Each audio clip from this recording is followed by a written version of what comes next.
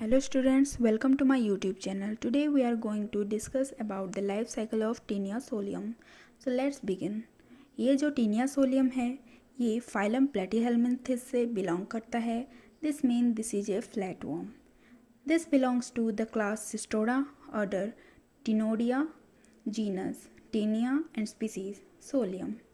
Taenia solium को हम pork tapeworm भी कहते हैं बिकॉज ये पिग में भी अपना लाइफ साइकिल पूरा करता है and they are endoparasitic of man और ये ह्यूमंस के स्मॉल इंटेस्टाइन में भी रहकर बहुत सारी बीमारियां कॉज करता है. Now take a look on the next one which is habit and habitat. ये जो टीनिया सोलियम है अपना लाइफ साइकिल 2 होस्ट में कंप्लीट करता है, इसीलिए इसे डाइजेनेटिक भी कहते हैं. और जो एडल्ट फॉर्म होता है वो ह्यूमंस के स्मॉल इंटेस्टाइन में भी होता है as we are primary host. And the larval stage completed in pigs. ये जो टीनिया सोलियम है ये वर्ल्ड वाइड पाए जाते हैं एंड मेनली उस जगह पर पाए जाते हैं जहाँ पर पिग्स को पाला जाता है और उनके मीट को यानी कि पोर्क को कंज्यूम किया जाता है, खाया जाता है. अब देखेंगे हम इसके मॉर्फोलॉजी के बारे में. तो ये देखने में कैसा लगता है. ये क्रीमी वाइट से कलर का होता है जिसकी बॉडी 1 से 5 मीटर तक लंबी होती है. और क्योंकि ये एक फ्लैट वॉर्म है तो इसकी बॉडी फ्लैट होगी एंड रिबन लाइक होगी. और मेनली स्टूडेंट्स ध्यान रखें इसकी बॉडी जो होती है वो 3 सेगमेंट्स में डिवाइडेड होती है जो हम अब डायग्राम देखकर समझेंगे. ठीक है, इसमें हम डायग्राम से देखेंगे तो ये जो स्कॉलेक्स रीजन है सबसे आगे का पार्ट होता है दैट इज़ हेड. और ये जो छोटे छोटे सेगमेंटेड एरियाज हैं ये है उसका नेक. और ये नेक जो होता है उसे हम एरिया ऑफ प्रोलिफरेशन भी कहते हैं क्योंकि नेक से ही अदर सेगमेंट्स का प्रोलिफरेशन होता है. और इनका जो हेड होता है वहाँ हमें छोटे छोटे हुक्स जैसे स्ट्रक्चर भी देखने को मिलते हैं जो कि हैं होस्ट बॉडी में ग्रिप के लिए यानी कि अटैचमेंट के लिए हेल्प करते हैं. और ये जो सेगमेंट्स होते हैं 3 प्रकार के होते हैं. First one is immature proglottid. ये नेक के पास जो न्यू सेगमेंट्स हैं उन्हें इमेच्योर प्रोग्लॉटिड कहा जाता है. And next one is the mature proglottid. ये जो हैं यहाँ पर गैमेट्स बनेंगे और रिप्रोडक्शन होगा और ये हर्माफ्रोडाइट होते हैं तो यहाँ टेस्टिस एंड ओवरी दोनों ही प्रेजेंट होंगे. And last one is gravid proglottid. ये जो है ये ओल्ड होकर लास्ट में एपोलाइसिस के द्वारा डिटैच हो जाता है और ह्यूमन के एक्सक्रीटा से पास आउट हो जाता है ताकि ये दूसरे एनिमल्स तक अपनी जो बीमारी है वो स्प्रेड कर सके और ग्रो कर सके. तो let's focus on the life cycle of the Taenia solium. I already told you that the Taenia solium is digenetic because ये 2 होस्ट में अपना लाइफ साइकिल पूरा करता है. तो पहला कॉन्सेप्ट है कपुलेशन एंड फर्टिलाइजेशन. तो इसमें क्या होता है, तो कपुलेशन किन में होगा, एडल्ट्स में होगा. एंड ये जो एडल्ट्स हैं ये कहाँ पर पाए जाएंगे, ह्यूमन के स्मॉल इंटेस्टाइन में पाए जाएंगे और वहाँ पर ही इनका कॉपुलेशन जो है वो होगा. इनका जो कॉपुलेशन है वो 2 प्रोग्लॉटिड के बीच में होगा. ठीक है, और 2 डिफरेंट प्रोग्लॉटिड्स में अगर फर्टिलाइजेशन या कॉपुलेशन हुआ तो उसे हम कहेंगे cross fertilization. And 2 same proglottids में अगर कॉपुलेशन हुआ तो उसे हम कहेंगे सेल्फ फर्टिलाइजेशन. क्योंकि ये एक हर्माफ्रोडाइट है तो यहाँ पर टेस्टिस एंड ओवरी प्रेजेंट होता है तो यहाँ पर सेल्फ फर्टिलाइजेशन भी हो सकता है. आफ्टर कॉपुलेशन फर्टिलाइजेशन जो होगा वो टेप वॉर्म के डक्ट में होगा एंड फर्टिलाइजेशन इनमें इंटरनल ही होता है। And next thing is capsule formation. इनके फर्टिलाइजेशन से जाइगोट बनेंगे और ये जो जाइगोट होगा वो ऊटिड में पास होगा एंड जाइगोट का चारों तरफ एक सेल जिसे कि हम वाइटालाइन सेल कहते हैं वो कोट कर देगा और एक कैप्सूल जैसा स्ट्रक्चर फॉर्म हो जाएगा। Then the next one is oncosphere. अब ऑन्कोस्फियर बनेगा, पहले तो ये क्लीवेज करेगा। So first thing is cleavage. Cleavage क्या है? 1 से 2, 2 से 4 बनेगा और डिवीज़न ऑफ सेल स्टार्ट हो जाएगा इसमें। ये जो डिवीज़न होगा वो अनइक्वल टाइप ऑफ डिवीज़न ही होगा एंड यहाँ पर जो लार्ज टाइप के सेल्स होंगे उन्हें मेगामर कहते हैं और स्मॉल टाइप के जो सेल्स होंगे उन्हें हम कहेंगे एम्ब्रियोनिक सेल। तो देखिए स्टूडेंट्स, यहाँ पर क्लीवेज में हमने 2 टाइप के सेल्स जाने जो कि हैं मेगामियर एंड एम्ब्रियोनिक सेल्स। अब आएगा मॉड्यूलर स्टेज। तो मॉड्यूलर स्टेज में क्या होगा? मॉड्यूलर स्टेज में जो बड़े वाले मेगामियर सेल्स थे वो फर्दर डिवाइड होंगे और बहुत सारे मेगामियर्स बन जाएंगे और जो एम्ब्रियोनिक सेल्स थे वो भी डिवाइड होंगे, बट ओनली 2 प्रकार के सेल्स ही बनेंगे।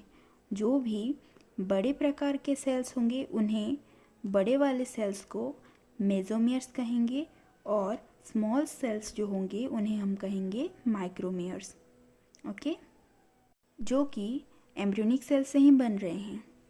जो माइक्रोमियर्स होंगे वो बहुत सारे माइक्रोमियर्स एक साथ मिलकर एक बंच जैसा बना लेंगे और चारों तरफ से जो बड़े वाले सेल मेसोमियर्स हैं उनसे घिरे हुए होंगे जिसे हम कहेंगे मॉड्यूला, और उनको फिर से एक आउटर मेम्ब्रेन कवर करेगा जो कि होगा megamere. Then the next one is hexacanth और हेक्साकांथ एंड ऑन्कोस्फियर।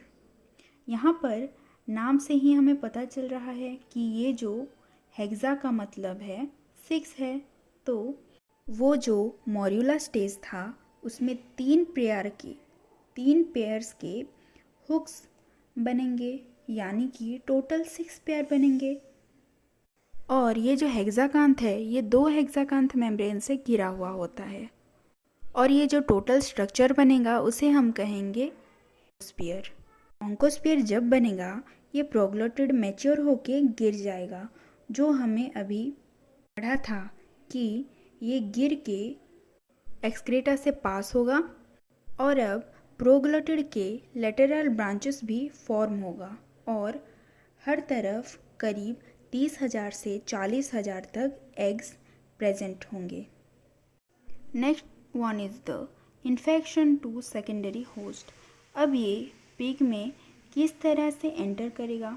तो ये जो डिटैच ग्रेविड प्रोग्लोटिड है जो कि ह्यूमन बॉडी से एक्सक्रीटा के थ्रू बाहर निकला है उसे पिग कंज्यूम कर लेगा कीचड़ के द्वारा या फिर कुछ और तरीके से भी। अगर पिग उसे कंज्यूम कर ले तो अब क्या होगा? अब माइग्रेशन हो जाएगा। तो नेक्स्ट थिंग इज़ माइग्रेशन। सबसे पहले अगर ये पिग के स्टोमक में गया तो because of the present of HCl क्या होगा? जो ऑन्कोस्फियर का आउटर मेम्ब्रेन था वो रप्चर हो जाएगा या फिर ब्रस्ट हो जाएगा और उसके बाद ये जो हेक्साकांथ था वो फ्री हो जाएगा और चला जाएगा स्मॉल इंटेस्टाइन की तरफ।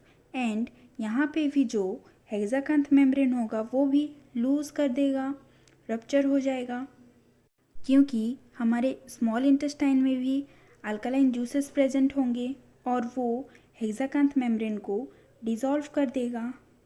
अब ये तो हेक्साकांथ है वो एकदम एक्टिवेट हो जाएगा और वो एक्टिव होकर ब्लड एंड लिम्फ वेसल में एंटर करेगा और यहाँ पर ये अपने हुक्स को लूज़ कर देगा और ब्लड और लिम्फ्स के फ्लो में ही फ्लोट करते हुए ये एंटर करेगा लीवर में और उसके बाद हार्ट में जाएगा और आखिर में ये मसल्स में जाकर स्टोर हो जाएगा और वहाँ पर ये ब्लैडर वॉर्म बन जाएगा। तो अब पढ़ेंगे हम ब्लैडर वॉर्म और सिस्टिसर्कस।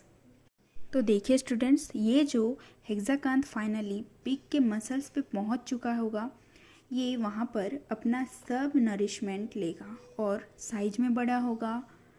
तो इससे क्या होगा, इसकी बॉडी में एक सेंट्रल कैविटी बनेगी और जो कैविटी बनेगी इसके अंदर बहुत सारा फ्लूइड भर जाएगा। तो यहाँ ये फूलना शुरू हो जाएगा और ये जो फ्लूइड होता है ना, उसमें पिग का ब्लड प्लाज्मा होता है और इसी फ्लूइड से इस फूले हुए स्ट्रक्चर को ब्लैडर कहेंगे।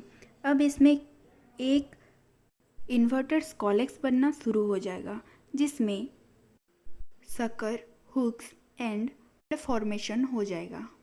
और ये जो हेड फॉर्मेशन का शुरुआती स्ट्रक्चर होगा उसे हम कहेंगे प्री स्कोलेक्स। तो जो स्कोलेक्स है वो यहाँ पर बन रहा है, इसलिए हम इसे प्री स्कोलेक्स कहेंगे। तो ये जो स्टेज है जहाँ पर ये फूल गया है और एक प्रोस्कोलेक्स बन गया है, तो इसी स्टेज को ब्लैडर वॉर्म कहते हैं, ठीक है। और टीनिया सोलियम में जो ये ब्लैडर वॉर्म है ये सिस्टिसर्कस टाइप है, इसीलिए इसे सिस्टिसर्कस भी कहते हैं। सिस्टिसर्कस डेवलप होने के बाद एडल्ट वॉर्म बनता है और ये कहाँ बनेगा, इन मैन, यानी कि जो ब्लैडर वॉर्म है वो पिग में बनेगा। इसका जो फर्दर ग्रोथ होगा वो ह्यूमंस में होगा। तो अब पढ़ेंगे हम infection to primary host human. तो ह्यूमन को इन्फेक्शन तब होता है जबकि वो कच्चा और आधा पका हुआ पोर्क मीट को खा लेता है। तो इसमें क्या होता है, जो ब्लैडर वॉर्म प्रेजेंट होता है तो ये ह्यूमंस के स्मॉल इंटेस्टाइन में जाकर और जो प्रोस्कोलेक्स था अंदर की तरफ के अपवर्ड चला गया है और इसका नेक एरिया जो है वो प्रोलिफरेशन स्टार्ट हो जाएगा। तो ये जो प्रोलिफरेशन स्टार्ट हो गया है, तो ये जो प्रोस्कोलेक्स होते हैं वो स्मॉल इंटेस्टाइन के वॉल में हुक्स फंसाकर वहाँ पर अटैच हो जाते हैं और वहाँ पर ग्रो करना स्टार्ट कर देते हैं। और फिर जो ये ब्लैडर है वो धीरे धीरे हट जाएगा और ये सेगमेंट वाला टेप वॉर्म रेडी होकर 10 से 12 हफ्ते में बड़ा हो जाएगा। फिर ये ग्रेविड प्रोग्लटेड एपोलाइसिस के द्वारा क्रेटा में चले जाएगा, जिस तरह ये साइकिल रिपीटेड होता ही रहेगा। नेक्स्ट हम डायग्राम देखकर फिर से ये समझने की कोशिश करेंगे। So students, this is the diagram of Taenia solium life cycle.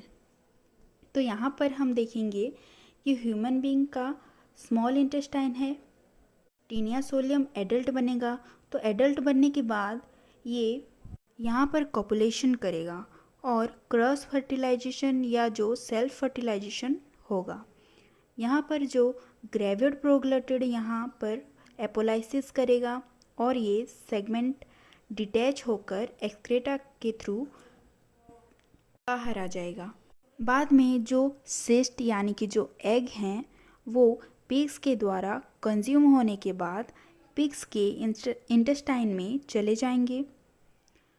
Pigs के बॉडी में जाने के बाद ये ब्लड एंड लिम्फ वेसल्स में चले जाएंगे और अपना फ्री मूवमेंट ब्लड फ्लो के साथ ही स्टार्ट कर देंगे और वहाँ से ये लीवर में और उसके बाद हार्ट में जाएंगे और आखिर में मसल्स में जाके स्टोर हो जाएंगे और वहाँ पर ये ब्लैडर वॉर्म बन जाएंगे।